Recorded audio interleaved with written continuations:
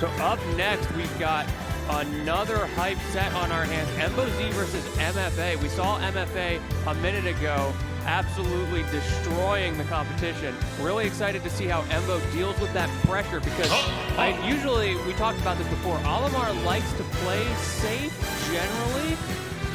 MFA does not. Yeah, I mean, honestly, it's going to be interesting to see a very different type of match compared to the previous one we saw because Duck Hunt is that character that does play back a lot. Ness is sort of that character that goes in a lot. So Olimar going to be able to punish these, punish these approaches for Ness, but Duck Hunt doesn't really need to approach very much. And honestly, I have to say, I have never seen this matchup in my life, and there's not a lot of this. So Embo is one of my local homies, and I gotta say, he is so good at setting up his wall. All those projectiles, the play pigeon, the gunman, he so effortlessly creates these walls in the split second of time you give him between interactions, and then he just fishes with that can and tries to catch you out. Sometimes, like, it's not even about can he hit you with the can, can he make you do what he wants you to do.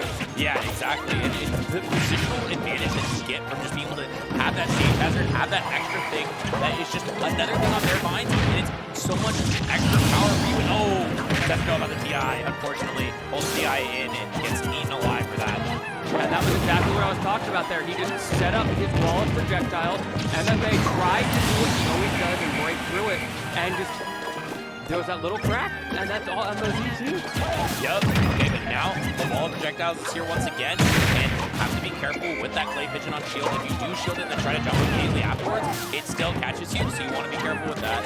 But now, once again, it's just, it seems like a very much a battle of, both these players are running in with their projectiles as like a secondary extra cover. It's not like they're running back, although this time he is setting up his wall. It's more like, okay, I'm going to use these to take away space from you, and then I'm going to beat whatever your defensive options are. Yes, very true. Embo is very proficient with approaching with that clay pigeon, and just like we saw there, even if the clay pigeon didn't hit, he was able to use it to create the opening.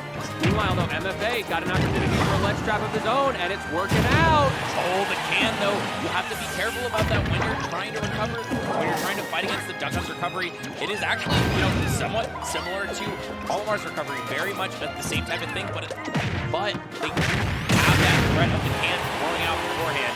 And now it's, once again, a ledge trap situation. Both these players trading the stage position back and forth, trying to find just one big opening to get the stock. Yeah, a big piece of the offstage gameplay for the character of MOZ, this Duck Hunt, is to use that can to cover himself as he's coming back. Sure. Like you said, he's so exploitable, much like Olimar off the stage, and both of these characters have really destructive down air to punish you if you're just meandering your way back up. So he uses that can to sort of like block off the space in front of him. Yeah, I mean, if Duck Hunt didn't have that can that he could use while recovering, his recovery would be so dog shit. No pun intended. It would be kind of like Olimar. Yeah, exactly. But both of them have that option to cancel in one area as well. Yeah, which goes a long way. Speaking of going a long way, that little can confirms the extra damage. His movement died right as he up smashed with it, and unfortunately, he wasn't able to get what would be a huge punish. I mean, you can up smash a 0% Olimar, you get a second up smash, and then an up air or a back air, depending on which pivot you get. Such a weird combo. Yeah, a double up smash is not. I think he might be the only character with up smash and up smash. I love the way Embo is getting rid of it. Yeah, he's just using those projectiles, using a couple extra aerials to find a couple percent on those big ones, find a couple of hits, and yeah, the wall explodes so well. Back air confirmed off the clay pigeon, and this is the part where it's back, but the tech! Great stuff from MFA, managing to stay alive, but at 137, he needs to answer back quickly, and that up smash is one way to do it. That could have been a kill there, a high up air with all of this rage and a purple pigment. That can just came out of nowhere. Yeah, this can is so threatening. Once again, in between them, after trying to F smash, you get beaten for that. And yeah, I mean, you gotta know when you're safe. I mean, that was an aggressive attack there from MFA, and it did hit Embo. But the problem was the can was all the way right above your head. It was about to drop on you. I feel like MFA, like most people, doesn't have a lot of stuff. I mean, yeah, I feel like that's super true. But I didn't really see it didn't really seem like MFA was playing like particularly like amazingly with on the other side. I don't think that the Olimar experience I don't think he has a lot of Olimar. That's a good point. So it's just a matter of like, okay, both these players are playing unfamiliar matchups, but at the same time, you know, MFA is just coming out slightly ahead on that because the can was able to kill in the end. We're just playing week 1 Ultimate right now. Both of these guys have been in the training mode. They've labbed out what they kind of want to do, but then they see this other character on the screen and they don't know what's about to happen. But what we do know is both of them have proven to use these relatively zony characters very explosively when they need it. Especially MFA. My goodness, his combo game. Yeah, it's crazy. It feels like you put it in just a blender every time he hits you. But, I mean, MFA also has a similar feeling where it's just like, you hit with one thing and then another, and then you're dead. Yep. Just slightly lower percent there meant he was able to act a little bit earlier, and he knew to DI down so he'd be beneath MFA. And now Embo is continuing to put on pressure. Actually seeing him run forward towards MFA. I think that's just a show of confidence. Now he's setting up, but that first little push off of the Angel platform really speaking to how he feels right now. Okay, and now setting up here. MFA is finally going to get the stock off there. What was that? Did he up air past the ledge? That would happen? I kind of missed what got the actual kill. I think so, because Embo went for down tilt. Up smash here, and this lead that you had is completely gone now. That's all it takes, that up smash. Like you were saying, he only needs 1, which gives him 2, which gives him more, and all of a sudden you have 45%. Yeah, but Embo has still been fighting really well here, and so many Pikmin have died in this game. It's just like an absolute funeral of these 4 creatures. I need In the Arms of an Angel to start playing over these Pikmin souls as they go up to the sky. Give me that Sarah McLachlan, because my goodness is this suffering from MFA right now. Okay, good avoidance up the can. Gonna try to use the down air, but still, MFA able to maneuver his way around that. Great use of a gunman there from Embo. Yeah, luckily for MFA, MFA doesn't really have a good option to go off stage with just that can, so we can mostly just focus on that. But unfortunately for Embo, he actually ran off stage and now gave MFA a good stage position. Look how much pressure he's able to exert with that positioning as well. No can. And no gunman either. Those cans are down. Yeah. And he hits the can all the way over. It's like, all right, the only thing you have left to defend yourself is the clay pigeon, and it is not enough. MFA finds his way in on this and gets that stock, but MFA can find it with just 1 more can. It's unstaled now. And that's actually one of the big things. The gun not enough, but wasn't the strongest one. One of the biggest reasons it feels like for Duckman is that it takes so long to get the stocks is because the can is always so stale because it's been hit so many times.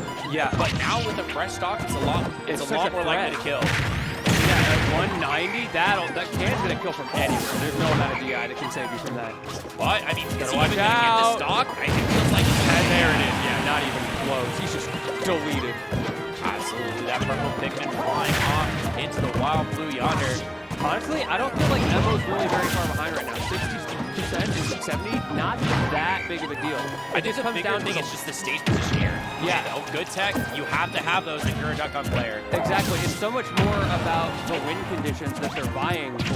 Right. Because we saw like the one engagement that MFA got pushing Embo into the corner on the previous stock took him from 50 to death like it was nothing. And the same thing can go the other way.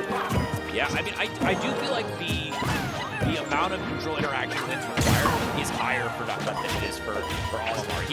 He has to win the neutral a little bit more. At the same time, if he gets the down air in the right place, the play pigeon, or these up airs on the other hand. These juggles are crazy.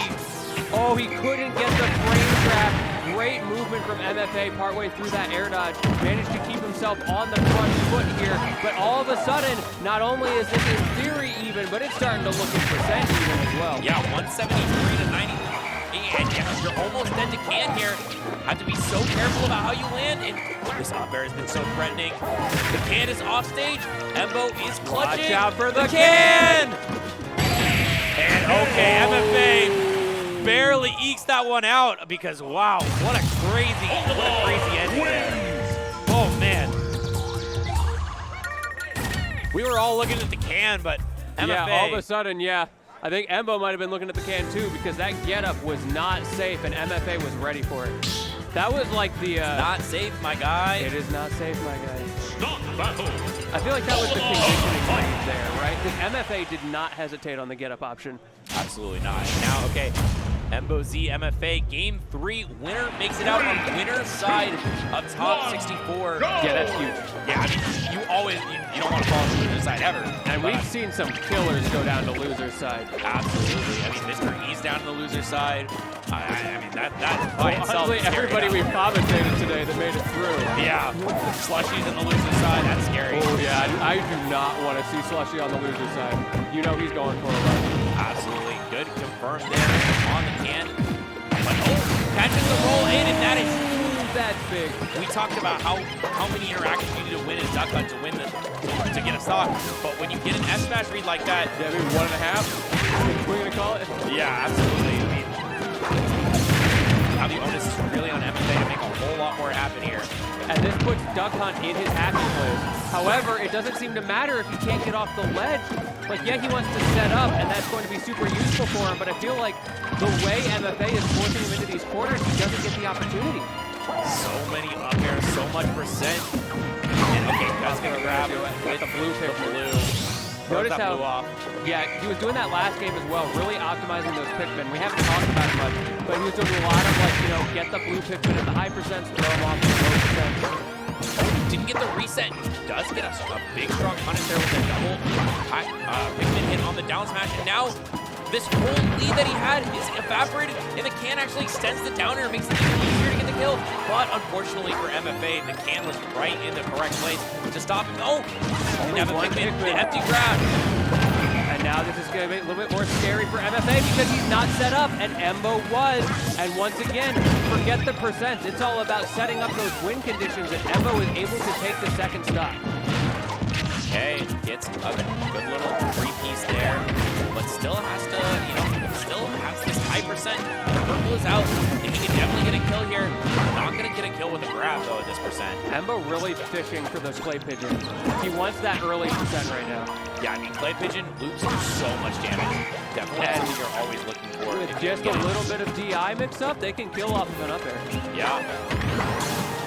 And now, no second Pikmin, it's opted to just have the purple foot. Wow, that can. Another can. Reverses everything. Oh, okay, they can't give it, then they can't take it. It does indeed. From to whom much is given, much is required, and the can sends him into the blast zone. Those budget beans finally coming back to bite him. Wait a second, it's dead even. It really is 92 to 92. 0.1 separating these two right now. But Embo's got stage position, and we know how much that means. Look at how he's dancing around that can. Oh, the flying Pikmin gave him so much leverage there, but no Pikmin in sight. Just dropped the purple, and now they're trading back and forth with these projectiles. Embo's too scared to press that corner. He decides to give it a little bit more Oh no, the space. can! But Return the can, to sender, the beans are here! And you are dead. MFA taking that game, taking that set, and moving on to winner's top 64. Unbelievable stuff from MFA. What a way to end it. Thank you all for watching. We'll see you all in a bit.